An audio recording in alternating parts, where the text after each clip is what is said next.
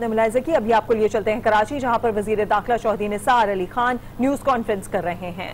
Press conference اس incident کے حوالے سے نہیں ہے، مجھے تو علم بھی نہیں تھا، میں تو میٹنگ میں ابھی اٹھ کے آیا ہوں، مگر اس پہ آپ ضرور سوال کریں اور میں جواب دوں گا۔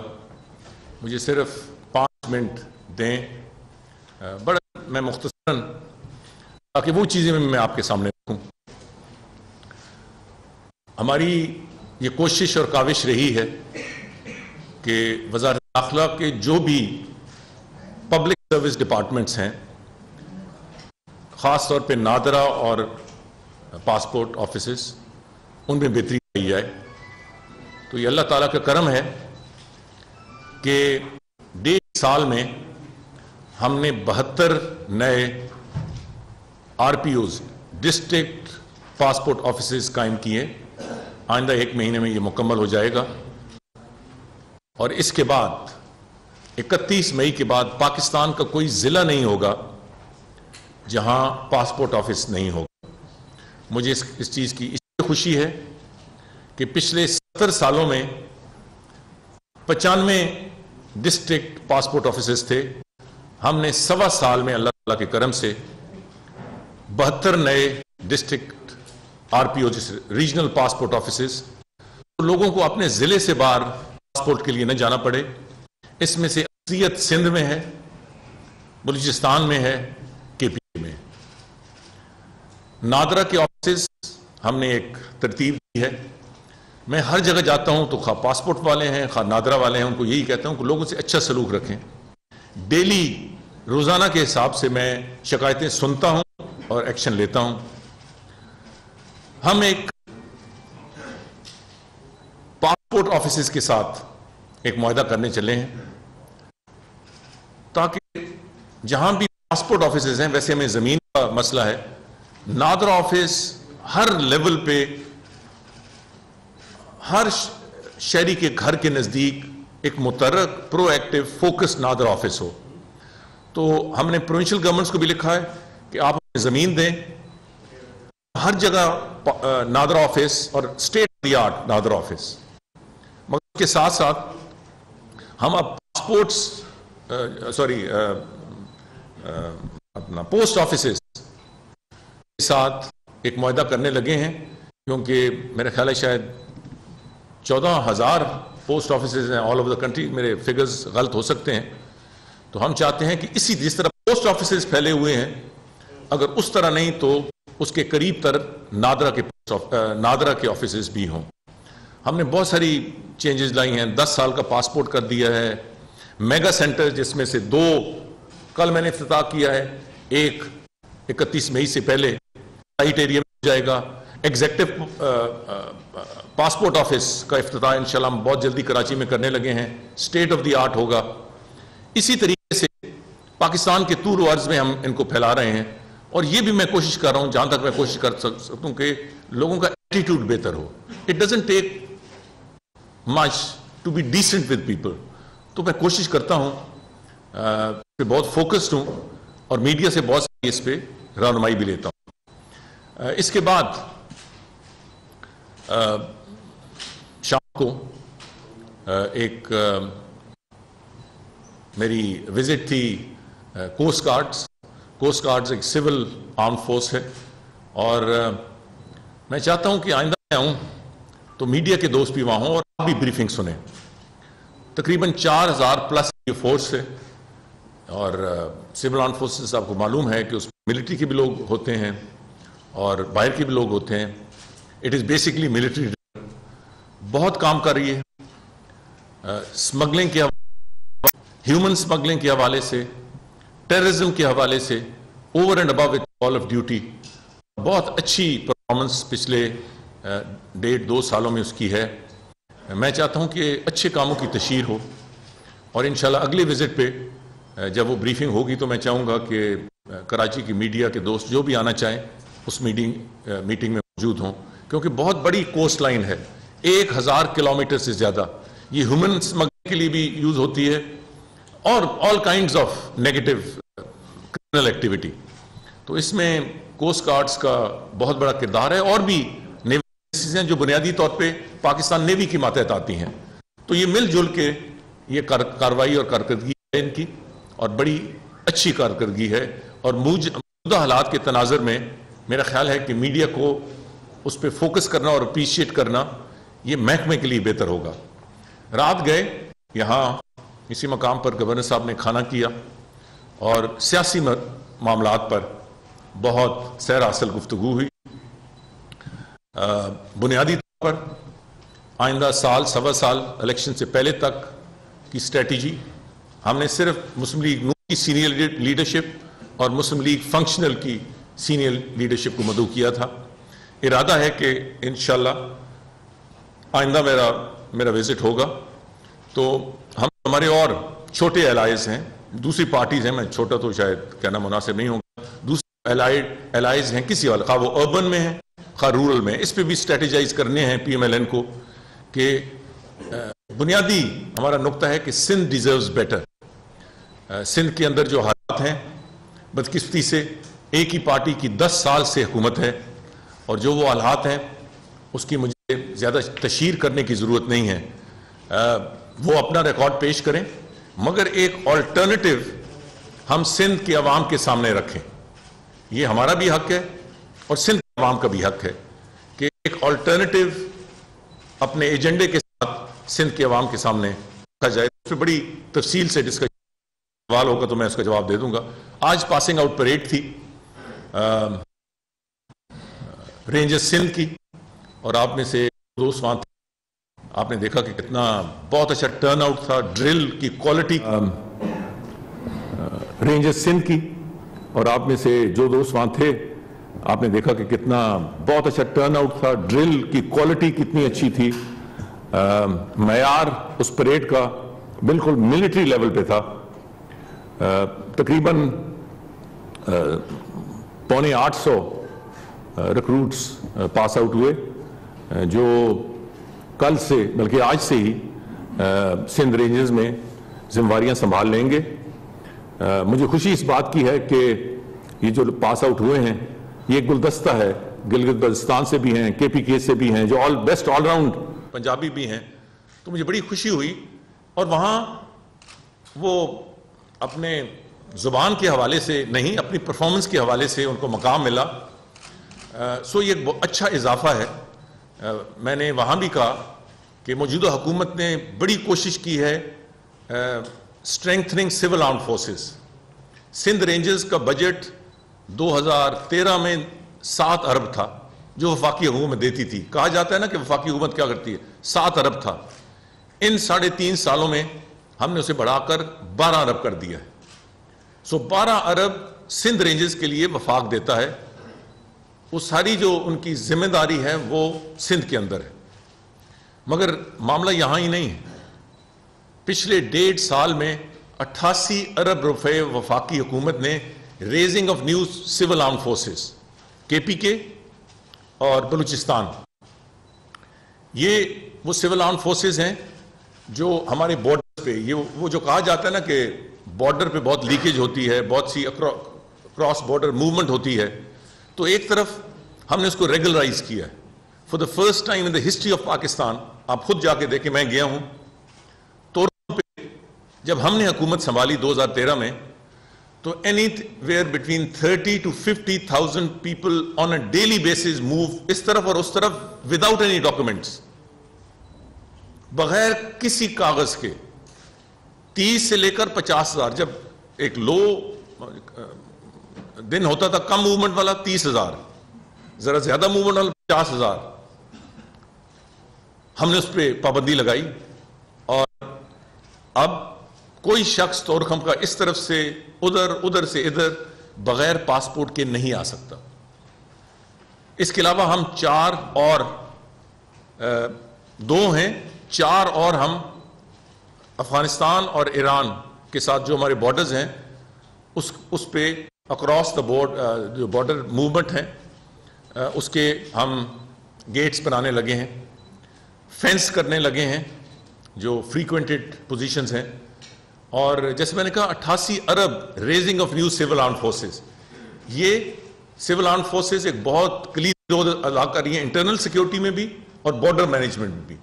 سو یہ حکومت بڑی پرویکٹیو رہی ہے اس حوالے سے, اور مجھے خوشی ہے کہ بڑے ٹرینڈ لوگ, آج آپ نے کاؤنٹر ٹیررزم کا بھی کاؤنٹر ٹیررزم کا مظاہرہ بھی وہاں دیکھا کہ ان کی ٹریننگ ہوتی ہے نہ صرف اپنی جو روایتی ان کا طریقہ کار ہے مگر کاؤنٹر ٹیررزم پہ بھی, اور وہاں انہوں نے بڑا اس کا عملی مظاہرہ کیا. اس کے بعد میں نے تمام سول آرم فورسز جو منسٹری آف انٹیریئر کے تحت ہیں ان کی میٹنگ جسے میں اس وقت آ رہا ہوں, تو ایک ہم نے اوور ویو کیا تمام معاملات کا, بلوچستان میں, سندھ میں, اب پنجاب میں بھی ریجز ہیں, بڑھائی جائے, کس طرح ان کی گریٹر کوآرڈینیشن ہو, کس طریقے سے انٹیلیجنس شیئرنگ اور متحرک ہو, اور کس طریقے سے انٹرنل سیکیورٹی میں اور بارڈر مینجمنٹ میں جو سول آرم فورسز ہیں, خواہ وہ فرنٹیئر کور ہے, فرنٹیئر کانسٹیبلری ہے, رینجز ہے, کوسٹ گارڈز ہیں, جو بھی ہیں, ANF ہے, کس طریقے سے پاکستان کو ایک محفوظ ملک بنانے میں اپنے رول میں اور متحرک ہوں. تو وہ ایک تفصیل ہے, بہت ساری چیزیں اکٹھی ہو گئی, تو میں اس تفصیل جانے کی فی الحال ضرورت نہیں سمجھتا. بنیادی طور پر آخر میں یہ کہوں گا کہ کراچی آپریشن پہ بھی بریفنگ ہوئی, اور آج جو ڈیٹیلز مجھے دیے گئے, میں نے خود میڈیا میں کچھ رپورٹس پڑھی کہ کراچی آپریشن کچھ سلو ہو گیا ہے.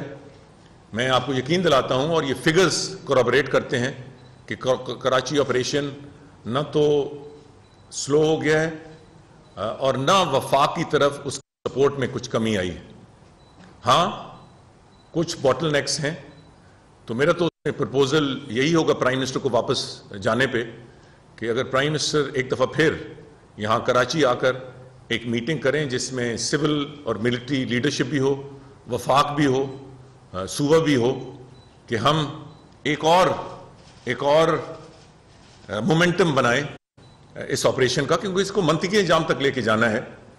ایک بہت بڑی تبدیلی آئی ہے, اس کا ہمیں احساس نہیں ہے. میں نے آج تقریر میں کہا کہ آج سے 3 سال پہلے یہ پاکستان کا ایک بہت بڑا, بلکہ سب سے بڑا اور میٹروپولیٹن شہر ایک شخص کے ہاتھوں یرغمال بنا ہوا تھا. ایک شخص کہتا تھا کہ شہر بند کر دو, شہر بند ہو جاتا تھا. ایک شخص کہتا تھا آگ لگا دو, آگ لگ ہو جاتی. ایک شخص کہتا تھا فتح خوری شروع کر دو. کروڑوں اربوں لوگ بدقسمتی سے اس کا شکار ہوتے تھے. یہ ایک بہت بڑی تبدیلی ہے, مگر ابھی کچھ اور کام کرنے ہیں. اسٹریٹ کرائم بڑی ہے, زمینوں پہ قبضے بڑے ہیں, چائنا کٹنگ بغیر رکاوٹ کے چل رہی ہے, کرپشن عروج پہ ہے. ہم نہیں چاہتے کہ PMLN کا کوئی ایجنڈا امپلیمنٹ ہو, ہم چاہتے ہیں پاکستان کا ایجنڈا امپلیمنٹ ہو. تو اس میں سول ملٹری قیادت, وفاق اور صوبائی قیادت ایک دفعہ پھر اکٹھے ہوگا, کیونکہ ہم جواب دیں ہیں سب سے پہلے اللہ تعالیٰ کے, اور اس کے بعد عوام کے, اور کراچی کی عوام کے, بالخصوص کراچی آپریشن کے حوالے سے. اور میں یقین سے کہتا ہوں کہ کراچی آپریشن کو صرف کراچی کی عوام نہیں, پورے پاکستان کے عوام سپورٹ کرتے ہیں. تو میری آپ سے درخواست ہے, آپ کی بڑی ریچ ہے, آپ کے لوگ دیکھتے ہیں اور سنتے ہیں. میں کراچی کی میڈیا سے, بالخصوص مجموعی طور پر پاکستان کی میڈیا سے یہ گزارش کروں گا کہ کراچی آپریشن کے حوالے سے ہماری رہنمائی بھی کیجیے اور اس آپریشن کو سپورٹ بھی کیجیے. بہت شکریہ.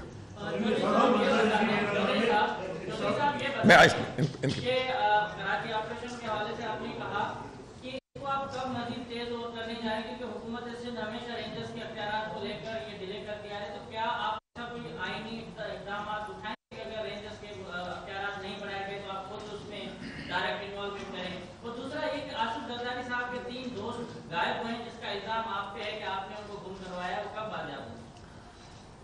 پہلے دوسرے سوال کا جواب دے دوں. 2 لوگ تو یہاں سندھ سے غائب ہوئے. سندھ میں ذمہ داری سندھ حکومت کی ہے, اگر ان کو نہیں علم تو مجھے کس طرح علم ہو سکتا ہے؟ اس سے بڑھ کر میں نے زرداری صاحب کا خود بیان پڑا ہے کہ مجھے معلوم ہے کہ کس نے اٹھایا ہے، تو میں آپ کے توسط سے ان سے درخواست کروں گا کہ اگر مجھ سے بھی شیئر کر دیں تو شاید میں ان کی مدد کر سکوں۔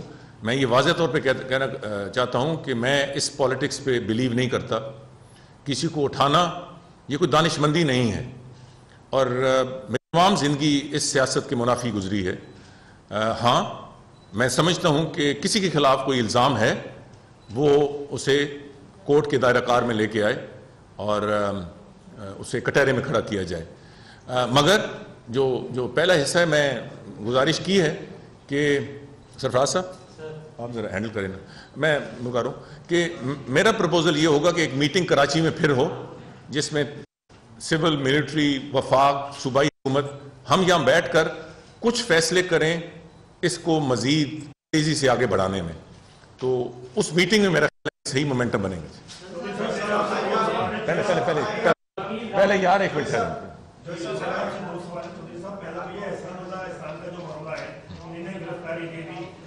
قاتل تھے، پوری پاکستانی قوم کے قتل قبول تو شہدا کے خون سے یہ کیا ان کو پیغام دے رہے ہیں کہ ہم ان سے بھی راضی رہتے ہیں، قاتلوں سے بھی۔ ریاست ماں ہوتی ہے، اپنے بچے کے قاتلوں کو کیسے معاف کر دیتی ہے؟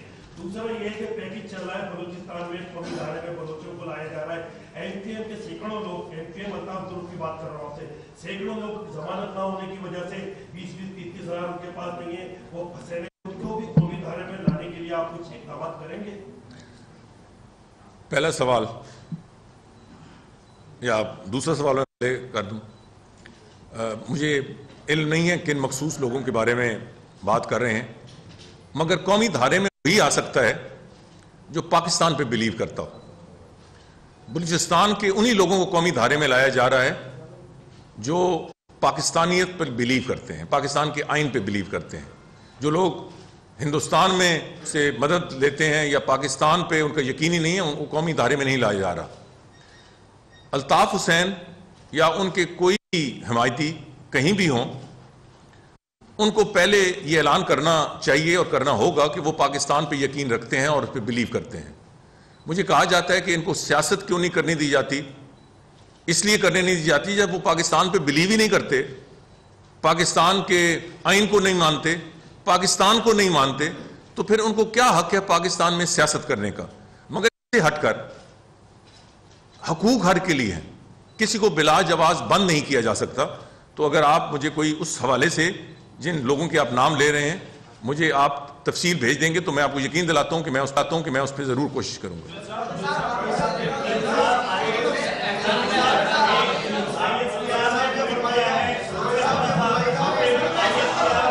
میں سمجھ گیا آپ تین بندوں کا میں وضاحت کر دوں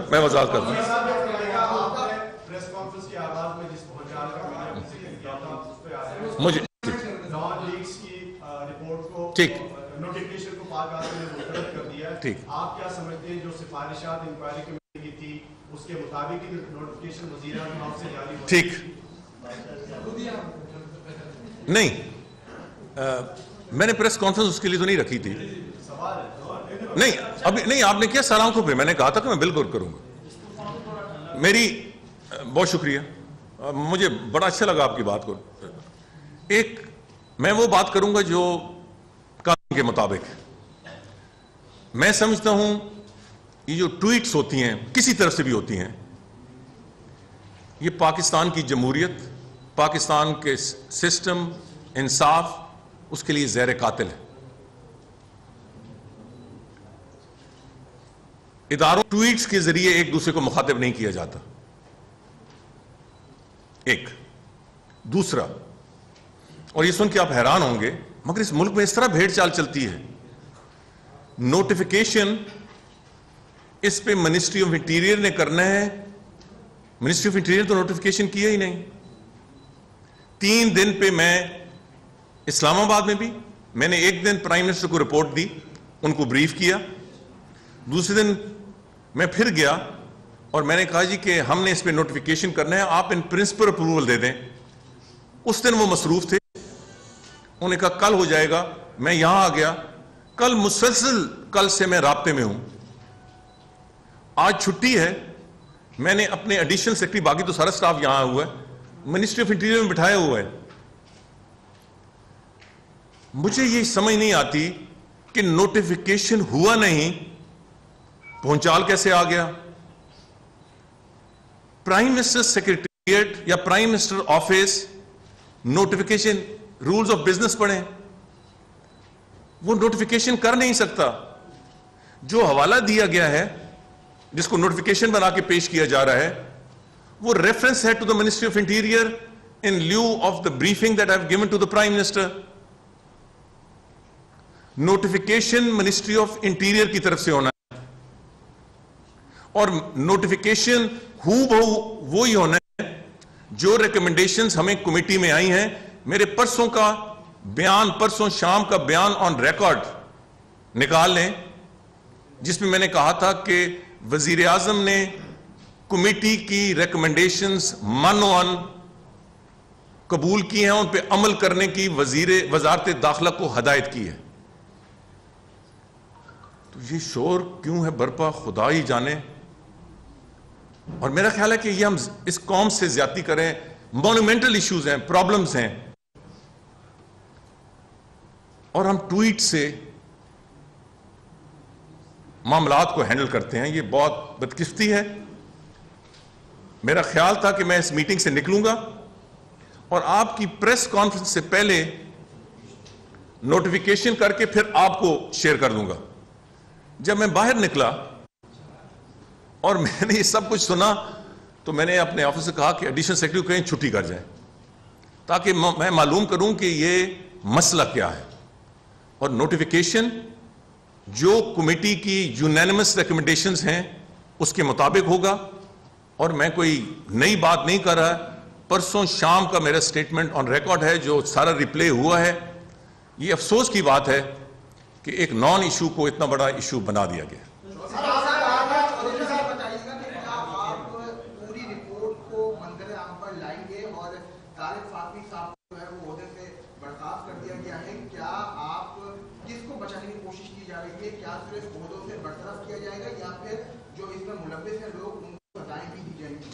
किसी को बचाने की कोशिश नहीं की जाएगी, किसी को शील्ड करने की कोशिश न की जा रही है, न की जाएगी। जो ब्लैक एंड व्हाइट में रिकमेंडेशंस हैं इंक्वायरी कमेटी की, उसी को बुनियाद बनाकर मिनिस्ट्री ऑफ इंटीरियर, जिसकी जिम्मेदारी है नोटिफिकेशन का, वो नोटिफिकेशन जारी करेगी।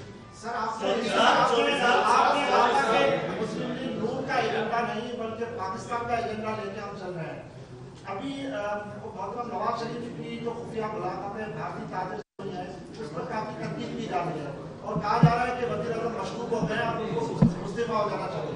आप किस तरह देखते हैं? देखें, मैं गलत आदमी हूं जिसके साथ आप हिंदुस्तान के बारे में बात करें। मेरे views about India are well known और मैंने कभी कोई गुंजाइश नहीं छोड़ी। सो मेरा ख्याल है कि I am not the right person to comment on India. I have very strong views Hindustan के बारे में, और वो मैं सियासतदान हूँ या ना हूँ, वज़ीर दाखिला हूँ या ना हूँ। मैं सिर्फ एक छोटी सी बात आपके सामने रखता हूँ। मैं वज़ीर दाखिला नहीं था 1999 में। इनके एक वज़ीर आज़म आए। I was the only minister who refused to go to Lahore to receive him. The only minister. So मेरी सुन लेना, मैं 2 मिनट देता हूँ। So मगर आपका ये कहना कि किसी हिंदुस्तानी से मिले तो वज़ीर आज़म मशकूक हो गए हैं, ये बिल्कुल नाजायज़ बात है। किसी के मिलने से यकीनन न तो मशकूक होता है, और खुदा न खास्ता वज़ीर आज़म इस मुल्क के मुहिब वतन हैं, ये तो मशकूक होने का सवाल ही पैदा नहीं होता है। मैं कर नहीं सकता।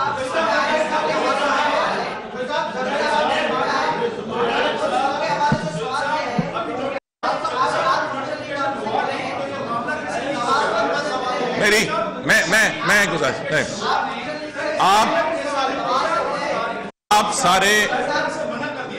आप सारे इकट्ठी बात करेंगे ना, आपको समझ आएगी ना मुझे आएगी।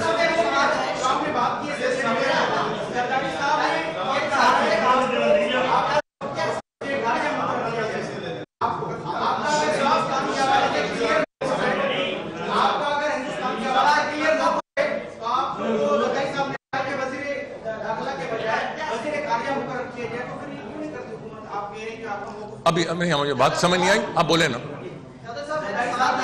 نہیں, میں زرداری صاحب کے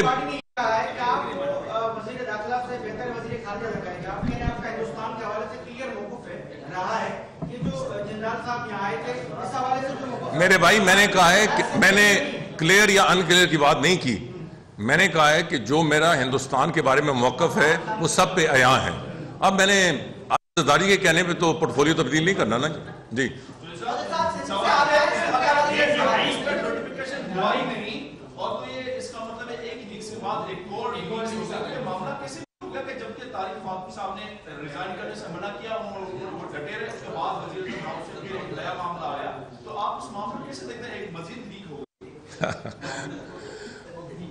بس لیک اسی لیک سے ہیں, میں اور کیا کہہ سکوں گی.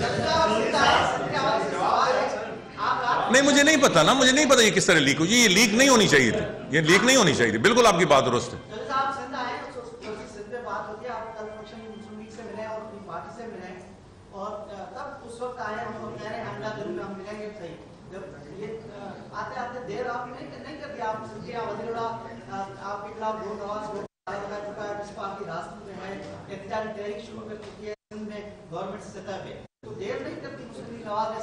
میں آپ سے اتفاق کرتا ہوں, اور یہ میں نے بار بار کہا ہے. میں تو اس موقف پہ بہت مضبوطی سے قائم تھا کہ ہمیں بہت پہلے سندھ میں آنا چاہیے تھا. مگر آپ سمجھتے ہیں کہ سندھ میں حالات ٹھیک ہیں, آپ سمجھتے ہیں کہ ایک آلٹرنیٹیو آپشن عوام کو نہیں ملنا چاہیے, پھر تو ہم نہیں آتے. مگر آپ سمجھتے ہیں کہ یہ ہمارا بھی جمہوری حق ہے اور سندھ کی عوام کا بھی جمہوری حق ہے کہ جو کچھ جن لوگوں نے انہیں جکڑ کے رکھا ہوا ہے ان سے ایک اور option, the option is with the people of Sindh. تو اس حوالے سے ہم اپنا جمہوری حق استعمال کر رہے ہیں.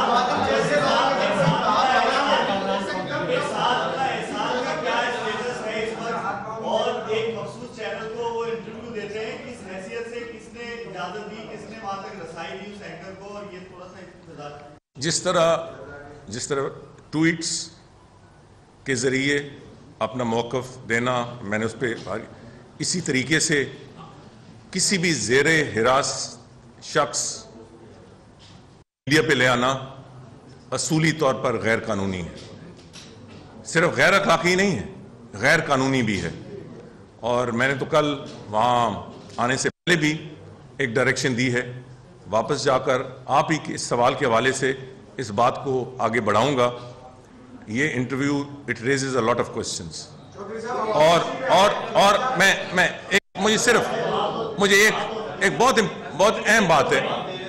مجھے دیکھیں, ایک مسئلہ یہ ہوتا ہے کہ میں نے تو 10-15 منٹ بات کی, پھر کوسچنز ہوتے ہیں, پھر میرے پہ الزام لگتا ہے کہ میری بڑی طویل پریس کانفرنس ہوتی ہے.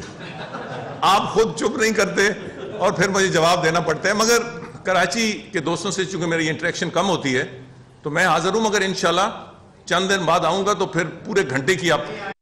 مگر میں نے آج سے تقریباً 2.25 سال پہلے APNS, CPNE, Pakistan broadcasting, وہ PBA, 5 آپ کی PFUG اور باقی 5 آرگنائزیشنز کو بلایا اور ان سے ریکویسٹ کی. یہ تقریباً 2.5 سال پہلے کی بات ہے کہ خدا کے لیے میں ایک ریکویسٹ آپ سے کرتا ہوں کہ ٹیررسٹ کا انٹرویو, ٹیررسٹ کی لائیو کوئی بھی بات, اس کو بلیک لسٹ کریں, اس کو ختم کریں. میں نے ایک دفعہ درخواست کی ایز اے پاکستانی, وزارت داخلہ کی بعد میں بات ہوتی ہے, مگر somebody who's involved in this, وہ دن اور آج کا دن, اور میں ہر جگہ اس کی تعریف, اسمبلی میں نے کہا ہے, سینٹ میں کہا ہے, پریس کانفرنس میں کرتا ہوں. تو ایک ذمہ دار میڈیا ہے, انڈیپینڈنٹ میڈیا ہے مگر ذمہ دار میڈیا ہے. میں سمجھتا ہوں کہ یہ جو انٹرویو ہے بلاک ہو گیا ہے, مگر اس کا آنا اس سارے کوشش کاوش کی نفی ہے. بہت شکریہ.